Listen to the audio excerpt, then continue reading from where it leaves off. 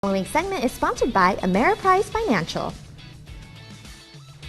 A new survey shows that couples have shared goals for retirement, but they don't always see eye to eye on the details. Joining us to share more about these results is Senior Vice President of Financial Advice Strategy, Marcy Keckler. Welcome to the show. Thank you. I'm so glad to join you today. All right, so let's get right to it. What is the new research and where do couples agree or disagree financially?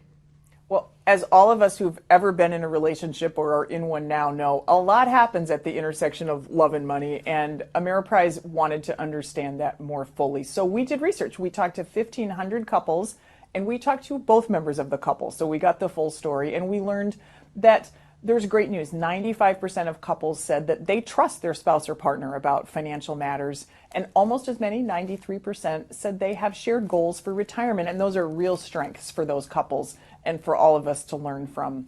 At the same time, there are still areas of disagreement. 1 in 4 couples said they have some areas of financial disagreement, and the top things that they disagree on include how much to spend on or give to their children and grandchildren, how much to save for retirement, and then how much to spend on fun stuff, things like travel and hobbies. And so even when there's agreement and trust, there can still be some topics to keep working through. Absolutely. Okay. And I know some people just don't like talking about money. So what are some topics that people are avoiding talking about?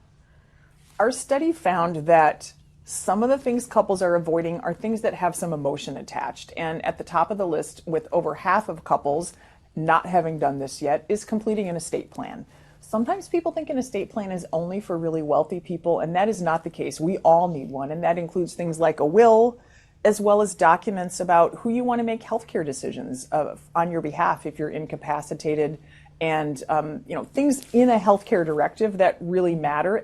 But they can be hard to tackle when you contemplate something that's going to be a challenge happening in the future. So that's one thing. Another thing couples sometimes haven't tackled yet, 39% of them haven't yet created a detailed plan for how they will really replace their paycheck once they get into retirement. So definitely some planning opportunities remain for couples. Okay, so what can couples learn from those that you surveyed? Over 70% of the couples we talked to had been together 2 decades or more. That is a long-lasting relationship for them to be proud of and for us to learn from. We asked them for their tips. What would they tell other couples, and especially younger couples just getting started? And they had 3 pieces of advice. First, to make sure you're honest and transparent with your spouse or partner about financial goals and your financial situation. Second, to make sure you find healthy ways to work through disagreements. Disagreements will happen, but having healthy ways to resolve them, including reaching consensus and keeping that relationship intact as you reach that consensus, is really important. And then finally, their recommendation is that couples choose a financial advisor together. As a certified financial planner myself, I know the difference it makes when both members of a couple are fully engaged, working with their advisor on a plan.